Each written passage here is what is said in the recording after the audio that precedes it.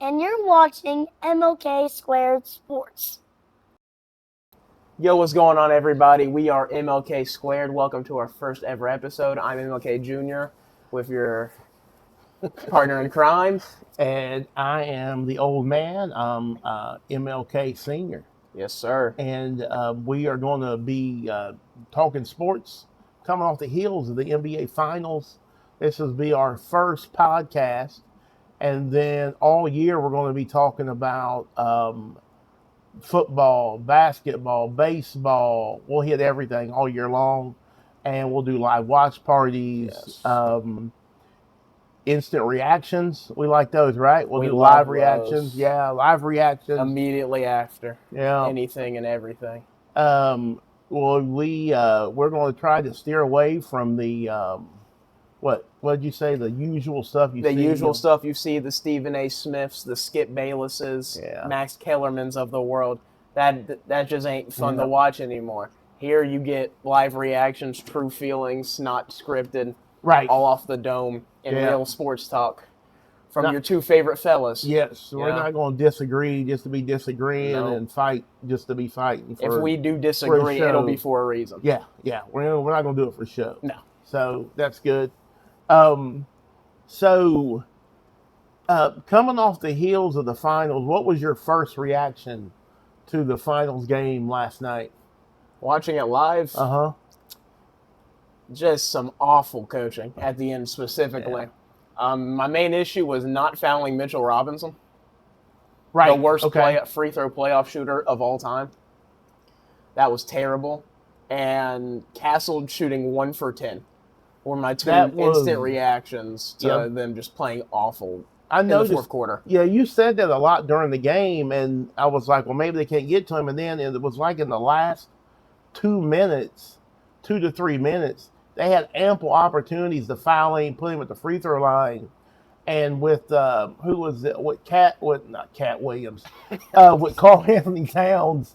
Why I keep calling him Cat Williams? With Carl Anthony Towns out of the game, which that was, I guess it was a little bit at the very end, but like they had opportunities, they could go ahead and foul him with Towns out, and they just didn't. I don't know why they just didn't do it. Yeah, I didn't understand it. He can't really make free throws with no pressure. No. So I don't know what could have happened. I don't know why it was very strange. And with Castle, the way he played, and the Fox, Fox has been around. I was really shocked how, he played like you expect a rookie to play. He played the way I expected Harper to play. Yeah. And Harper played like a veteran. That was crazy. He did. My main takeaway of like the whole series in general is that the Spurs just looked not ready for the moment. Yeah. They just took key opportunities that they should have just had. Blowing a 29-point lead in Game 4 is just unacceptable. That was brutal. That's just unacceptable. And losing Game 1 when you should have won, had a chance to win it with Wemby at the buzzer there, couldn't get it to go. And my take of keep saying Spurs in 5, 6, 7 when they kept losing definitely got frowned upon very quickly. Well, I know they'll be back. And, I'm not a Knicks fan, but it was kind of cool to see, Brunson get his after been like 7, 8 years.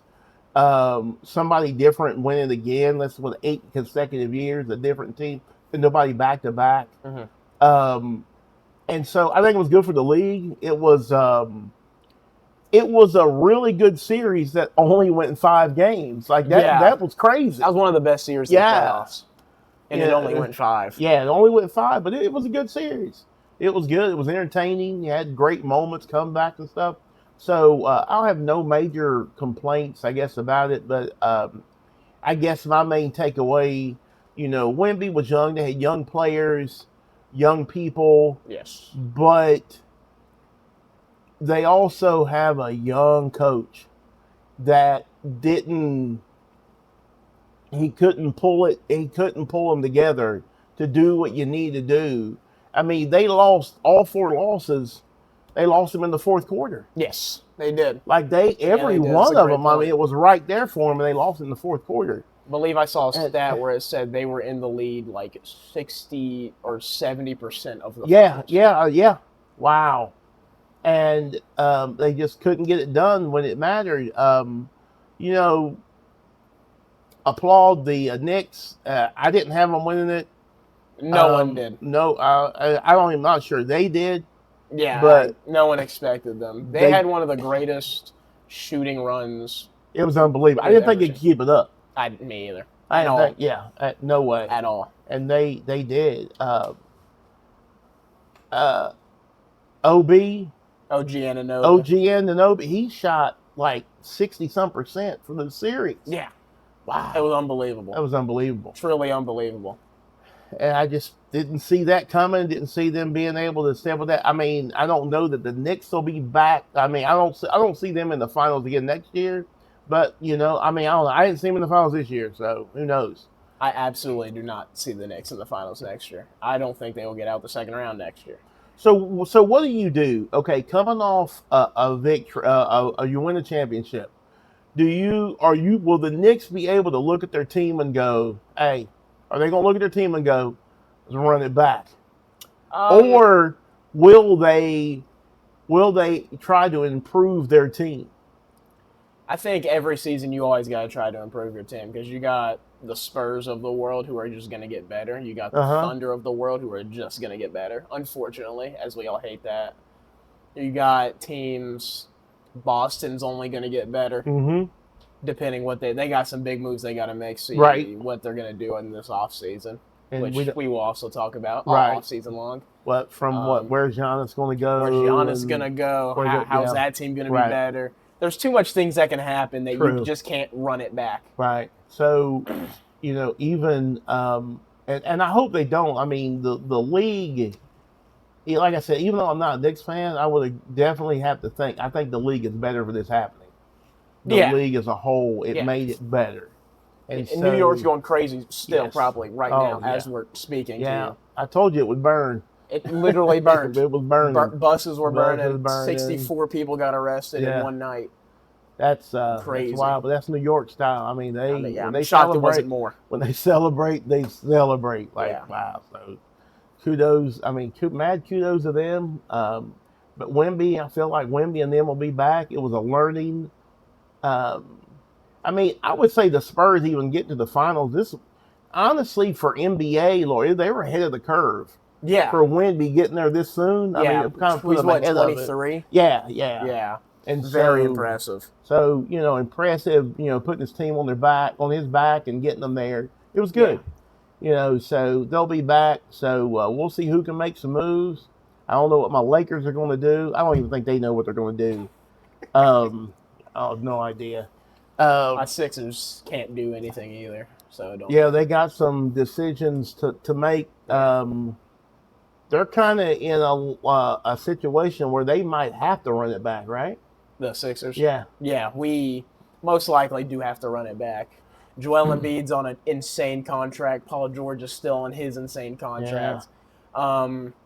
And we have VJ for cheap for the next 3 years, but we gotta attempt to build something. And the first try to attempt to improve the roster will be coming in the next couple weeks. About a week and a half out from the NBA draft. We'll react to that. We can react to that too. Yeah. Tell you our opinions on the draft. Really, the Sixers are really in a situation where they have to run it back. They're past the GM, as many people know. I cannot stand Daryl Morey, as he traded our best young one of our best players on the team, in Jared McCain. And that's never going to go away. No, it won't. No. Never will. And I really don't understand. I get the Fox hate for the Spurs on how he played terrible. I get it. But, first of all, Fox did hit him a dagger shot to win their only game of the finals. Right. Which helped. And I don't understand what this narrative is that you can't have too many good guards. Because this exact situation with the Sixers happened this season. in the first 4 weeks of the first month of the season, they were talking, y'all, Sixers have too many good guards, this, that, and then we traded one of them. And then it became, they don't have enough depth. Yeah, they don't have enough guards. They don't have enough depth. We signed Cam Payne. They have nobody coming off the bench. No one coming off the bench. Yeah. We don't have enough scoring off the bench. You don't have enough good guards off the bench. There's nothing wrong with having a lot of good guards. Ever in the NBA. There's nothing wrong with it. It's a good thing. It's a good problem to have. Well, I felt like the Spurs, had that. And that's what I was talking about coaching. It's almost like they refused to play him. I mean, Harper. Exactly. I agree completely. And I asked you because I thought I was like having a moment. I didn't know sure what was going on. But when I looked up on what like 5 minutes to go in the game, I saw Luke Cornett on the court, and I was like, are they playing Wemby and Cornett at the same time? No, they were just playing Cornett for a couple minutes in the fourth quarter in a must-win game. What it world, didn't make no sense. In what scenario did you need to take Wemby? I don't understand. Why did he come out of the game? I don't get it either. I don't care if it was even for 30 seconds. That makes no sense. I agree completely. I have no and he came back in, but I was like, why? Why are you taking him out of the game?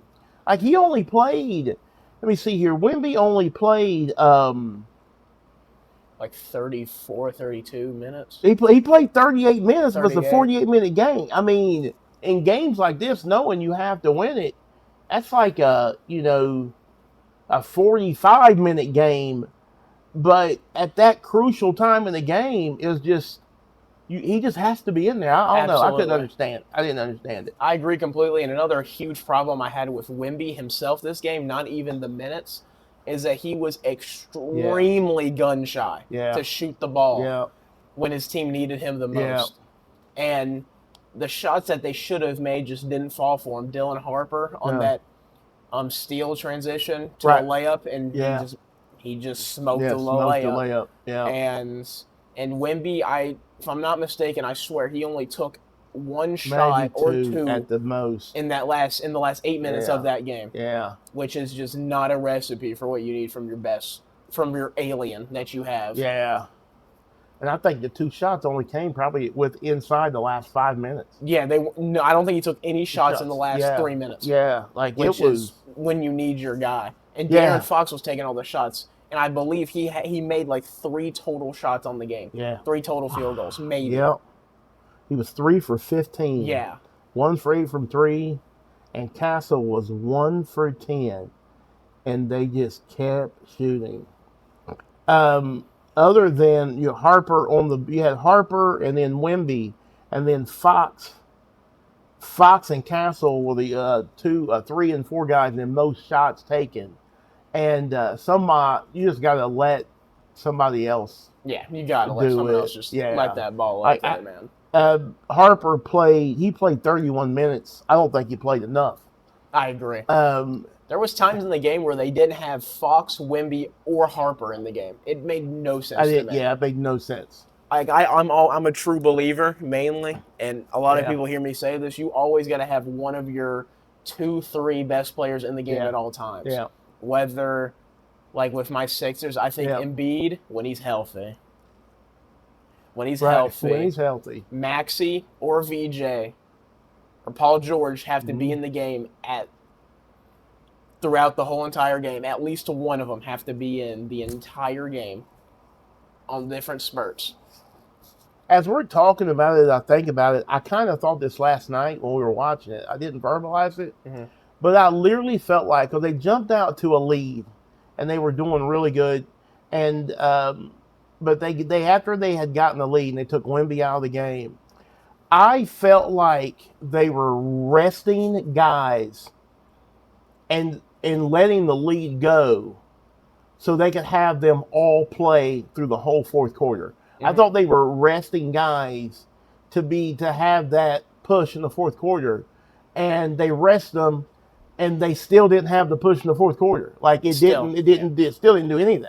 Like you could see they were legs were getting kind of tired, from the jumpers. They kept front rimming everything. Yeah. And if it's not going to make a difference, you'd have done better just trying to get the lead. Exactly. But I know the coach is young. I hope he gets better.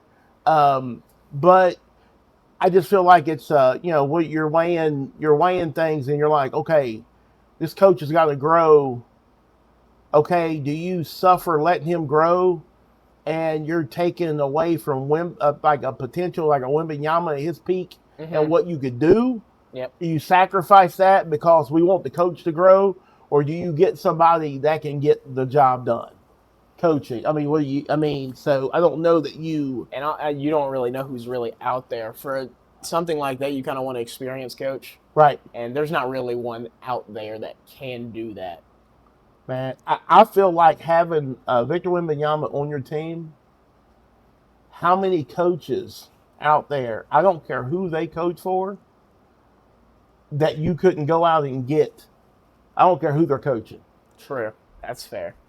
I mean, I'm going to be like, like even like let's say like a Steve Kerr. Like you don't think, I love Golden State, I wouldn't leave. They're like, what? You want me to come coach the Spurs? The 7'5" alien 7'5" alien guy? Yeah. And young players, Harper, you want?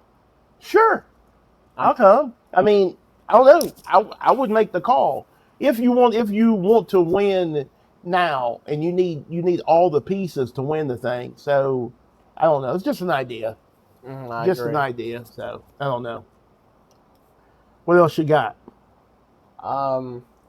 Mainly, I'm just disappointed in how they cannot finish games in the fourth quarter.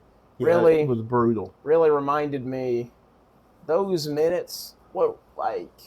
If you want me to pinpoint every time I feel like they lost them the games that they lost in the finals, I think it all points back to the Cornette lineups. He did have one of the most legendary playoff moments of all time. Yeah, blocked by Cornette. Blocked by freaking Cornette. Unbelievable play. Was unbelievable. That was an unbelievable play in Game 7. That was But cool. if you want me to pinpoint a time where I feel like that's just like the best, that's the reason. That's not the obvious with Fox. Right. My opinion is the lineups with Luke Cornette were just not good enough at all to be able to keep a lead for Wembanyama to get enough rest. Right. And is it on Luke Cornette? Probably. Is it on the coach for not putting enough better players with Cornette? Maybe. I'm not 100% sure, but I feel like the plus minuses with those specific lineups with Luke Cornette were just terrible. Yeah. I bet they were way down. Yeah. Like awful. Luke Cornette did not make a good enough impact to help them win these games. They blew a lot of leads. They did. They blew the biggest finals lead in NBA history. Yeah, 20. I mean, I went and laid down. Like I was like, look, I went and laid down. I can't look. I was at the dorm. I looked at the score. I was like, I guess I really don't have to watch it. It was the one day I could watch something, and I looked at it and I was like, Spurs got it. We're gonna be 2-2 coming back to. We're gonna be 2-2. Well, I'm watching on my phone, and when they shot the 8 threes in a row, I knew. I said, they're going to come back and win this game. Unbelievable. And I was like, what are you doing? They're shooting threes with 14 seconds on the shot clock, and I was like, why? They're like fast breaking to shoot a three, and they'd break it.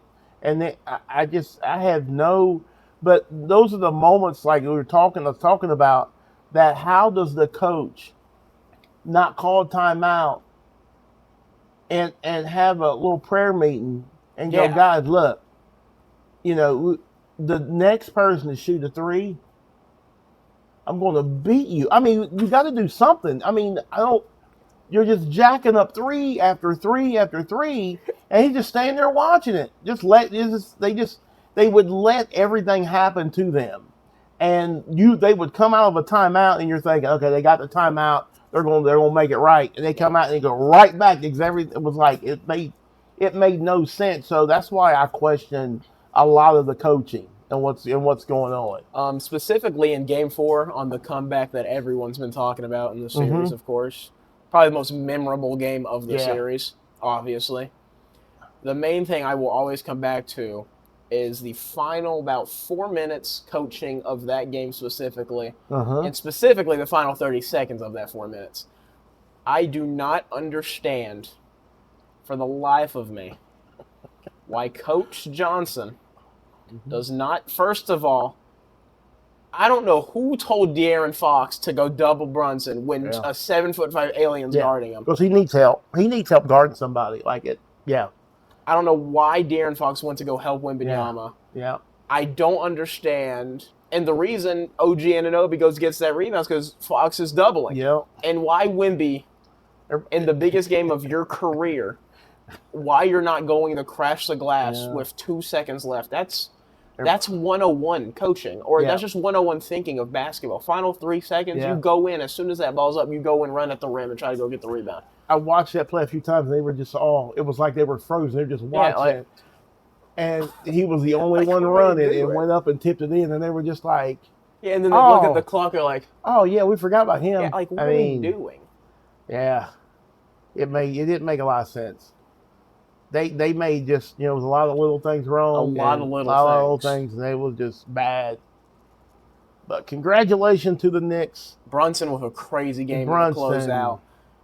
Scored about half their points. Unbelievable stuff. That was unbelievable. And him, just, you're thinking, man, there's no way he can make, he drained shot after shot. And shots over Wemby, it was unbelievable. Brunson, nobody's ever going to say, man, Brunson's the greatest player of all time or top whatever. They probably won't make those claims about him. But he is a player that's just a dog. Yeah, he's a dog. If you're picking teams, you're on the schoolyard or you're playing at the park. I'm taking Brunson. I'm taking Brunson, man. Sure. I mean, he's tough. Yeah, absolutely. Tough. Extremely tough. And I feel like he doesn't get enough credit. No. He doesn't really get injured, does he? He really had no injury problems in his career. He's tough, yeah. I mean, he's been special since the Mavs, man. Yeah. I mean, Lucas said it himself. He's seen it in him. Yeah. While he was on the Mavericks. And, I mean, I feel like a lot of people saw it. Yeah. And what turned into the biggest overpay in the 2022 offseason turned into the best pay of the 2022 offseason. And that's the reason they have the team they have constructed. Wow. And that's the reason they can have all those players on that team, because of that contract. And it's one of the best contracts in the NBA. Yeah. And congrats to the Knicks. It was great. You want to end it off here? We got about 22 minutes on. Yeah. Just want to thank y'all for watching. Subscribe to MLK Jr. That's my own channel. I'm going to be doing gaming, college football gaming on there, and talk a lot about college football. I'm going to be doing, we're going to talk about every single Division I conference deep dive. And if you're interested in that, go subscribe to that. Put it in the link in the description. Shout out, Papa. Yeah, MLK. MLK, the true MLK. We'll be on MLK Squared. Like, subscribe. Yep. We'll give you some shout outs, and thank everybody. We'll respond to comments if you have questions, or you didn't agree with something. We'll respond to that. We want to interact with everyone as much as possible. Yeah. Have some fun with it. Have some fun. Sports. I think sports should be fun. A lot of people will get, what I mean. I don't want to say way too into it, but I don't think it should be such an angry thing sometimes that people make it out to be. I love sports because it's the one thing I feel like can help unite and join people together and have some fun with it. Absolutely. Even in wins and losses, it's up and down, but we're just having fun and none of it's personal. None of it's personal. If we say something that hurts you, that's on you. That is on you. We're not trying to do any of that. Yeah, it's not personal. Just giving you our opinions. Fun. Yeah. Just have some fun, and we're growing, we're getting started, but we'll keep getting bigger and better as we grow, and we're going to go back one day and look at this very first one, and we're going to laugh hard. Yeah. We're gonna try our hardest to make this as big as we can. We're gonna try to get people that we want to hear us. Oh yeah, we'll be doing interviews. We'll do interviews and stuff. We'll invite some of you on. Yeah. If you want to. Yeah, we'll give you on, and we'll have segments.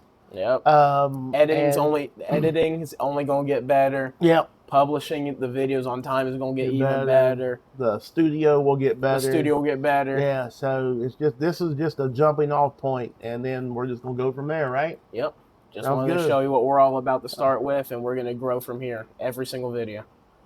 Thank y'all for watching. God bless. Keep them number one. Thank you. MLK Squared out. Peace.